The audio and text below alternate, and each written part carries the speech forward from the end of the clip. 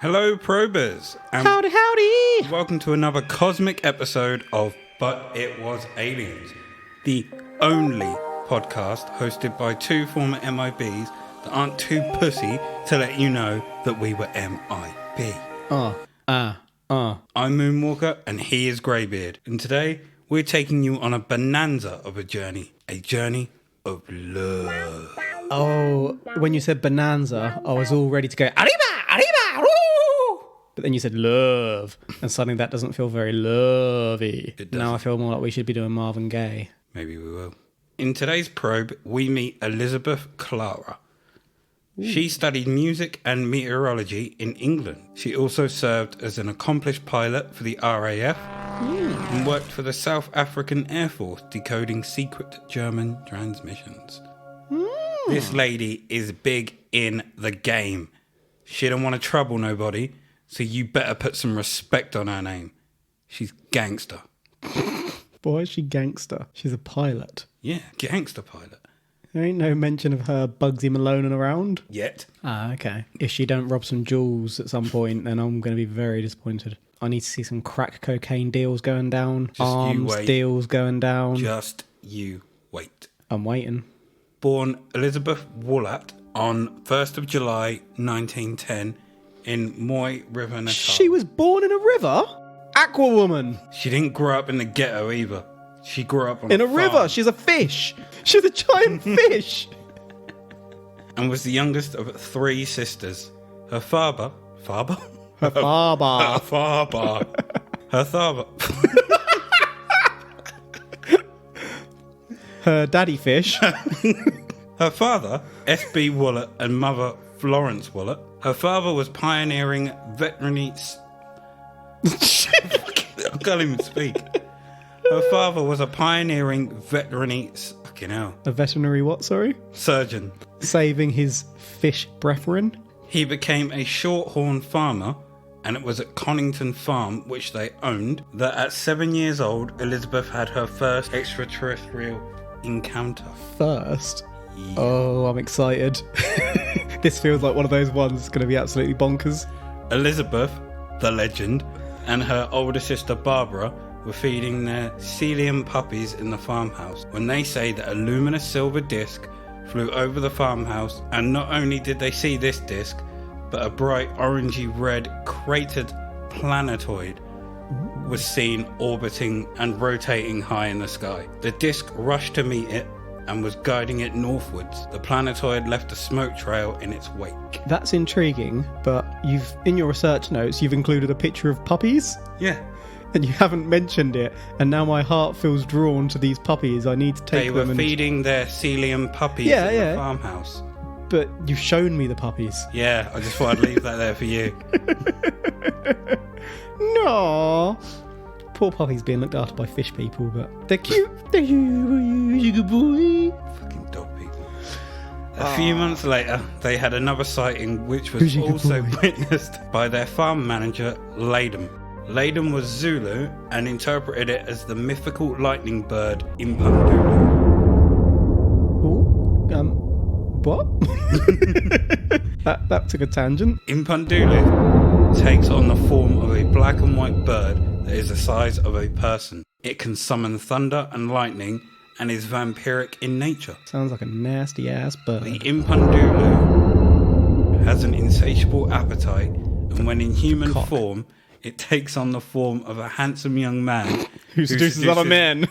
Who seduces women. Also, when in human form, it will drink blood from humans, but will drink blood from birds whilst in bird form. So, consistent. Bit of a cannibal. Yeah. Typical vampire, really. Feeding on its own species. Needs their blood to survive. There's no point drinking fish blood if you're not a fish, like Elizabeth. As she got older, Elizabeth was taught how to fly by her first husband, William Stafford Phillips, in 1932. During a flight from Durban to Baragwanath in a leopard moth aircraft, she accounts that they saw a saucer approach, coast along beside them, and then depart. Right, excuse my ignorance, but I've got no idea where that is. I'm Baragwanath. South Africa, I want to say. Okay, makes sense. But yeah, apologies, I've never heard of that place Sorry, before. I like to know new things, and that's helpful. I didn't include it in the research notes. So the saucer approached them and then Just coasted flew along, off. It didn't disappear. It just flew off. Okay. In 1954, Elizabeth's Fish sister May, then the resident of Whiteleaf Farm in the Natal Midlands, got a message to her that the native Zulus had started talking about the appearance of Impundo. Elizabeth, who was living in Johannesburg with her children at the time, I know that place. made the trip, and the very next day, the 27th of December, she climbed the aptly named Flying Saucer Hill. Why was it called Flying Saucer Hill? Are we going to get into that? Or We aren't. so she climbed Flying Saucer Hill to see Impundo, Yep. who might be a flying saucer. Yeah. There she was met by a starship, which descended and hovered 3 meters above ground, emitting a soft hum. She describes that whilst the central dome stayed stationary, the outer ring continued to spin. She could see a figure through one of the 3 portholes and tried to move closer to get a better look, but was pushed away by the heat emanating from it, and then gone. Okay. So it went to meet her, but it didn't stick around. Maybe it's just checking her out. Quite possibly. First flyby before it comes back. It's going to come back. It's like, what is this fish person? Why she got gills? The others don't have gills. Shortly after, Elizabeth would claim that she began having telepathic communications with the being in the ship. Telepathic powers is something she had also believed in and tried to hone as a child. What child hasn't done that? Exactly. Come on. We've all sat there with our fingers on our temples. Trying to make stuff move. Make stuff move, make stuff explode. Is it possible that this being was locked up, they won't let him out? Or could he have been lonely? Oh, so lonely. Did he have nobody for his own? This being, his name was... Akon!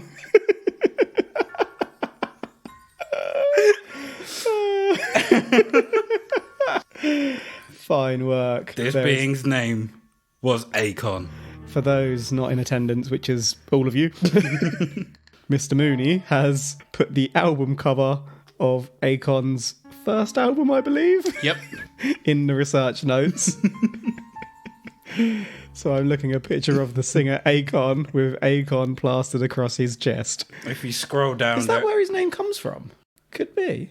All right, scroll down, you say.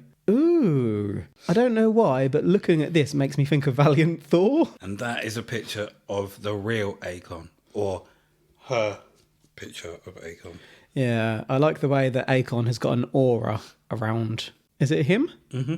Yeah, he's got like a whitey, yellowy tinged aura. He looks, I'd say, late 50s. Short, grey, whitey more than grey hair. Very human-like. With a pink... Is that a pink jumper? Yeah. With a green scarf around and then a blue undershirt. Hard to make out, to be honest, but he's got an aura around him with absolutely bonkers galaxy effects behind him. What a lovely piece of art. Akon. He was a scientist and crew member aboard the craft, and he was originally from the planet Meton, Meton. in the galactic region of Alpha Centauri, Oh, here we go. Why is it always Alpha Centauri? the closest star system and closest planetary system to our own. Because it's all that people have heard of. According to Wikipedia, it's 4.37 light years from the sun. Sun, that's 1.34 parsecs. Elizabeth, she don't let up. She became obsessed, like a cat with catnip, a meth head with meth, you with coffee. And in 1956, following further reports of Impundulu being spotted on April 7th, she once again climbed that hill, but this time it was different. Oh. This time, Akon revealed himself to her. Do you mean he whipped his dick out? No. I reveal myself to you. He introduced himself and the other crew member with him, and this crew member is described as being stockier and had darker skin than Akon, and was the foremost botanist and astrophysicist. 2 careers. They invited her onto the ship. There, she was shown a lens which allowed her to see the Earth and other people through the ship's floor. She explains that there was... Go on, sorry. She explains that there was a humming sound emanating from below, and before she knew it, they were transported to an enormous cigar-shaped mothership. She also explained that there was no sense of movement at all between getting on the ship and getting to the mothership. So, cigar-shaped ships are the motherships. That's interesting. In this case... Well, that has implications to other cases if we're being visited by the same species. I mean, we've said all of them aren't aliens, but... Once aboard the mothership, she explains that there were cities, parks, trees, and even lakes within it. Akon introduced her to some of the other inhabitants, which Elizabeth describes as looking just like humans, only taller, better looking, considerate, and gentle. The ideal people. They explained to her that they were originally from the planet Venus, Venusians. and had to relocate due to Venus becoming uninhabitable. Not the first time we've heard that either. Valiant Thor, he was a Venusian. He was. We also said it was bullshit. What allegedly truthfully happened is that the sun expands and contracts all the time. At certain epochs, it expands further, and it was that extra burst of radiation that dried out the seas on Venus, destroying what little fauna and flora that remained. This burst is also what killed off the dinosaurs on Earth. Oh, is it now? Is it now? The Venusians that were able to flee landed on Earth and the Moon as way stations. They moved permanently to meet on, as it was very similar to Venus, old Venus, and has higher vibratory rates which are more compatible to advanced civilization and consciousness. They have bases on the Moon, Mars and Earth, which they still visit. This was in the 1950s and 60s, so those stations may have been destroyed by now. By the reptilians and the insectoids. Quite possibly. And MDF. And have left a section of their civilization here on Earth to look after it and advance the mentality and consciousness of the people here. Where was Meton again? In Alpha Centauri. Yeah. So they moved from Venus to Earth and the Moon. Then they went all the way to Alpha Centauri. Yes. Let me get my vocal cords warmed up here. Earth and the Moon were not final destinations. They were just waypoints, yeah. Yes. Bases to stop at before. But then they left people behind on Earth. What an absolutely batshit story this is. To help us in our caveman-like ways. So this was what year, sorry? 1950s. And they've come to advance us in our ways. They may have stopped a lot earlier than that. This is when her story is.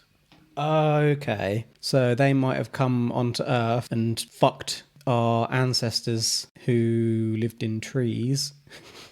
Possibly. Created humans. You mentioned something about the sun wiped out the dinosaurs. Yep. We have no evidence for that on Earth. No, we don't. Whatsoever. We have evidence of changing climates, of But would that changing climate be due to a burst of radiation? No. Burst of heat from the sun? All sorts of various reasons. We've had climate shifts in the past due to high levels of carbon dioxide in the atmosphere, due to an asteroid hitting, which also may have contributed towards the wiping out of said dinosaurs, which we have evidence of. During this trip, several kisses were exchanged between Elizabeth and Akon. Dirty bitches. Before they returned her to Earth. They had several meetings where Elizabeth managed to take some pictures of his ship, and I did manage to strike it lucky, like finding a pot of gold at the end of the rainbow. I have those pictures. It's as if he was putting a show out just for her. Oh. And here are those pictures. So these look like buttons on a tabletop. Or a spaceship in the sky. There's nothing to indicate that that's in the sky. In fact, some of them look very dark. These are possibly the worst photos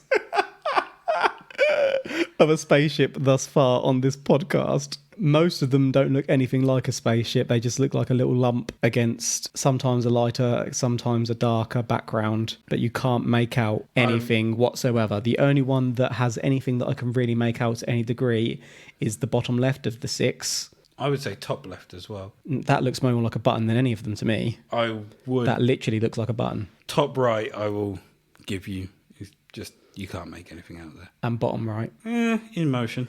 Bottom right isn't even the same shape as some of these other ones. So the only ones that look a similar shape are the mid left and the bottom left. I think you'll find they're all the same flying saucer. I think you'll find they're most certainly not. But yeah, the bottom left one looks kind of like a squashed top hat. And the one above it, it looks like it could be the same shape from a different angle. The rest are categorically not the same shape, regardless of what angle you're looking at them from. That was wonderful. Well, skeptical bitch. All right. Tell me which one of those you think... In fact, tell me you think they're all the same item. They're all the same craft. Tell me you believe that. I believe that. Do you know what they're going to be? They're going to turn out to be? Spacecraft. No. So Akon must have gone over it hundreds of times, and when the time's right, he'd tell her, and that he did. During one particular rendezvous, Akon gave her a silver ring which enhanced her telepathic abilities, and he told her that she was in fact a reincarnation of a Venusian with who he had been romantically connected to before they fled Venus to Metal. So connected, in fact, that they were soulmates. No. Oh, what happened to the one he was connected to? Did they die? So is this like paedophilia? I don't know if it would be considered that, considering how their ages work. Yeah, because she's not a child. Oh no, but if he looks in his 50s, how old is he? Thousands of years? Possibly. Or is he literally in his 50s? And she's what, 40, in her 40s? Okay, I'm getting a little bit confused at this point. So upon this news, things got hot and steamy. Bow, chicka, wow, wow. One thing led to another. Here we go. They consummated their love right there on Kafkin Peak, which is part of the Mountain Champagne Castle. How romantic. Can you take a look at that picture? Yep. It's the arrow on the furthest right. That's Kafkin Peak. Okay.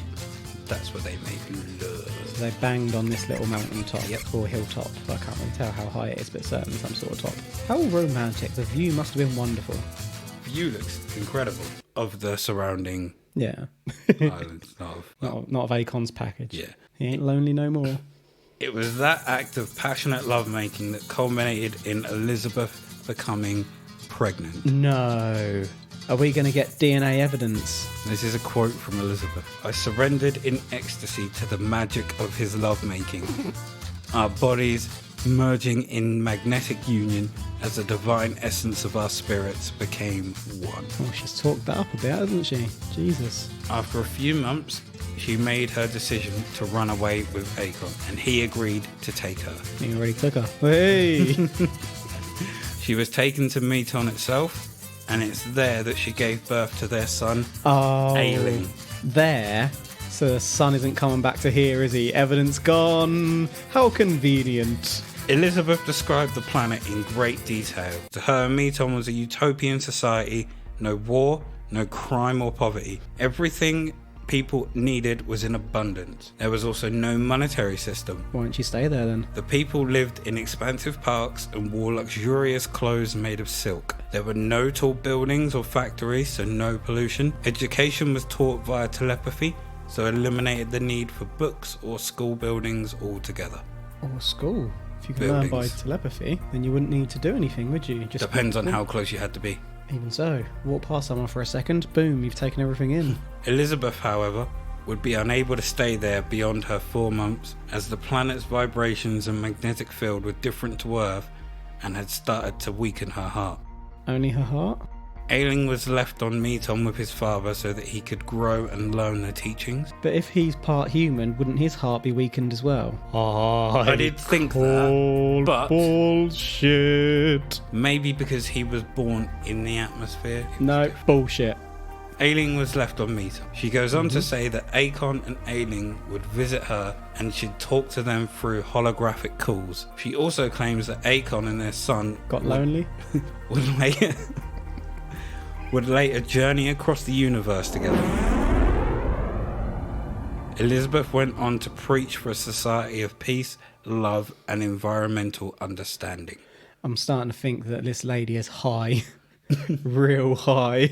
Why is it that whenever there's love making, all the physical evidence is gone? The moment she came back, all she'd have to do is go and get checked out, and they could prove, like, they could do a, excuse the turn of phrase, but a sex kit on her, and there's your evidence. Well, so simple. Sex, wouldn't the child be? If she brought the child back, yes, that would be my preference in terms of the evidence. But yeah, just the evidence is always gone, isn't it? News of Elizabeth's adventures had reached the ears of one George Adamski. Oh no, he's going to lap this up. And while on a world lecture tour, he visited her in South Africa for a chat about their experiences. Bet he did. Apparently, Elizabeth isn't the only Adamski follower to experience space motherhood. Again, I'm not shocked in the slightest. Groupies. She became ridiculed in the press, but she didn't care. She welcomed any press, as she believed Akon's message was more important. He got locked up. Elizabeth caught the attention of Edith Nicholson, or Nicolason. Nicolason. Right, I'm saying Nicolason. Apologies if it's wrong. She caught the attention of Edith Nicolason. They wrote to each other from 1956 to 1976, a total of 23 letters between them. Nicolason published Elizabeth's story in the small booklet, which I am not going to try. Actually, I'll try to pronounce it. Go on. I rimmed skip over Drakensberg. Do you now? Maybe. You rim skip. Sounds exactly like what Elizabeth has done with Akon. Nice bit of rim skipping. In 1959, and the second edition appeared in 1967. In 1968, Elizabeth agreed to be interviewed by ufologist Cynthia Hind, who was used in one of our previous probes. I was thinking that sounded familiar. And Elizabeth was a celebrity in the UFO community and was hugely popular on the convention circuit. I bet. She was guest of honour at the 11th International Congress of UFO Research Group at Wiesbaden in 1975 and was given a standing ovation from scientists from different nations. What? So that's a far cry from Betty Hill, who was booed off stage. Yeah. So this woman has some weight to her words. But to me, she's more full of shit. And in 1980, she had her book Beyond the Light Barrier published. Of course she did. She had been writing the manuscript for this since 1960. It was this book that drew attention from the darker sides of government who intimidated and tried to silence her. Ooh, what did they do? But that didn't stop her. Do we know what they done, or is it just No, that? just that. Intimidation tactics. Damn it. They've left it a bit late. The story's already out there. She's been appearing, she's earned celebrity status amongst the UFO community. Maybe there was a bit more in that book, though. Once the story is completely out, they tried to silence her. Oh, dear. In 1984, ufologist Kitty Smith contacted Elizabeth after reading about her and claims that she also saw Akon's ship in 1984. Where'd she see it? In 1992, she doesn't say, to be fair. In 1992, Kitty organised a talk by Elizabeth at the UFO club in Pietermaritzburg, which was so popular that the crowd grew too big to cope with. In her final years, Elizabeth would faithfully commemorate the April 7th anniversary of her union with Akon by returning to Flying Saucer Hill To do a bit of rim skipping? and when it got too much for her to travel by horse, SAAF helicopter pilot Shut up! No! she'd befriended would help her get there. People took her by helicopter. Bloody hell! Her third husband, Aubrey Fielding, died in 1981 and his ashes were scattered on that hill. On this hill of her lover. Yeah, I would This is a bit messed up. I would be very annoyed about that. Yeah, and her third husband, how many has she gotten through? That's a good point. But Aubrey was always very supportive and wasn't fussed about his wife's love for Akon, reportedly saying, "That's alright with me as long as he stays in space where he belongs." Well, I suppose everyone's got a past, haven't they? Elizabeth herself died in 1994 at 84 due to breast cancer, leaving her second book, The Gravity File, unfinished. Oh, Within the unfinished pages, there's mention of Akon's electrogravity propulsion technology, and before she died, she also told friends that Ailing was now an astrophysicist just like her dad. Her dad? Just like his dad, and that he travels the universe with his father, his space woman Claire, and their son. A right little family. So Akon didn't have any lovers from his own species, just the fish woman. That we know of. I mean, he wouldn't tell her, would he? Well, that's a good point. He could have thousands of children if he's trotting the universe, picking up people for 4 months, giving them a rim skipping, having a kid, then dropping them off. Could be like Ego And from Guardians of the Galaxy 2. did the first 2 husbands of Elizabeth get fed up of this, so buggered off? No idea. And it was only the 3rd chap who could take all the bullshit, or that didn't get extremely jealous. Crazy. So this is the part of the show where we turn to science and skeptics. UFOologist Thomas Stryker concluded that her claims are either lacking witnesses, as no one can confirm that she was pregnant at the time she said she was, and is unclear if it was ever documented. He speculates that she was maybe a fantasy-prone individual who simply imagined it. It's generous. Her Earth son David has no recollection of his mother being absent for the amount of time claimed during the time claimed. Her son calls bullshit. I like this David. I like him. During her interview with Cynthia Hind states the absolute conviction in Elizabeth and never suspected that she was lying deliberately. Hind suspected an active imagination or illusions born from a dream state of euphoria. Hind also says all these factors need examination, and it is time we stop casting aside cases which, although sounding like hoaxes, are not obviously so. Ufologist Philip Heumann heaped praise on Elizabeth before pumping brakes, getting out, pouring petrol all over the car and setting fire to it.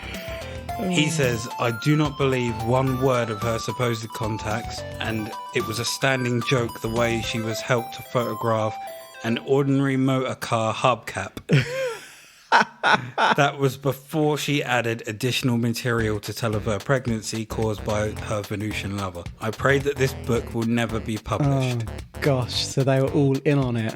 This garnered a response from Edith Nicolaisen. She replied, don't be afraid, we shall never publish the story of her Venusian lover, but I would like to reprint the booklet about her contacts. I do believe she had some sort of contact. Okay, so Edith doesn't...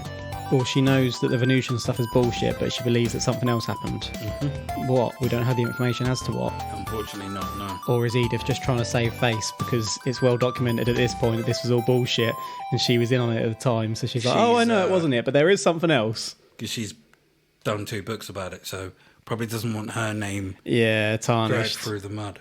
I like this Philip, though. He's basically... This is why the UFO community can get a bad name sometimes. For every good story there's a bad one like this, and it sounds like there were others that helped out and they all maintained this together. So whether they've done that to fool other people or just for a bit of fun, it doesn't reflect greatly upon them, does it? Impundo. I ask you, Kev, is this just a romantic space fantasy by a highly intelligent woman? Or is this the account of true interstellar love by a highly intelligent woman? Rim skipping? Does that sound romantic to you? If I told you I'm going to rim skip you, what are you going to say? Depends what that means in another language. Well, what does it mean in your language? I'm going to rim skip you. What am I telling you I'm going to do? Is that romantic? I do not want you to rim skip me. Ever. So, is this true interstellar love or a romantic space fantasy? I'd actually say it's neither of them. I don't feel like this woman really believes she's had an experience. I feel like she's just made a story up, quite frankly. Like some people you can get on with, or get along with the story, so to speak. You know that that's maybe not quite real, but you can see the reasons behind it and they do believe it. Yeah. There's nothing about this story that makes me think that she believes it whatsoever. I feel like she's just spouting absolute bullshit and enjoying her celebrity, and they're all in on the joke. Oh, here she comes. Hey! The lady who's been rim skipping with Akon. Nah, I ain't saying that was aliens, yo. Not aliens. No. categorically not aliens. Yeah, this is not aliens. There is no way I can believe that this is aliens. I'm on the side of romantic space fantasy, and the fact that she's a follower of Adamski speaks volumes. Yeah, they're both spurring each other on here, aren't they? They've seen the UFO community as people they can make money out of. And I don't necessarily believe she'd done it to make money. I think she wanted more of the fame than the money, myself. Is that even worse? Whereas Adamski wanted the money. But no, this is not aliens. No. But I love the term room skipping. I'm taking that one with me. It's going in the back pocket. Thank you for taking this galactic love trip with us today. I've been Moonwalker, and he's been a twat. Hey. I've just let you spin me an absolute yarn. How very dare you. Okay, here's been Greybeard. And we hope that you enjoyed it as much as Elizabeth did.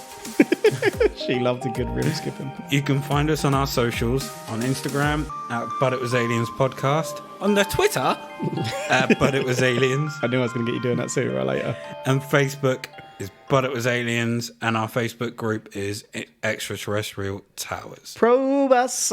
Now, for all you music lovers out there, I've hidden something deep in this case. If you think you found it, DM us on Twitter or Instagram, and if you're correct, I'll give you a shout out on my next probe. You have 1 week from this release. Stay safe, stay probing, and remember, the truth is up there. #probe.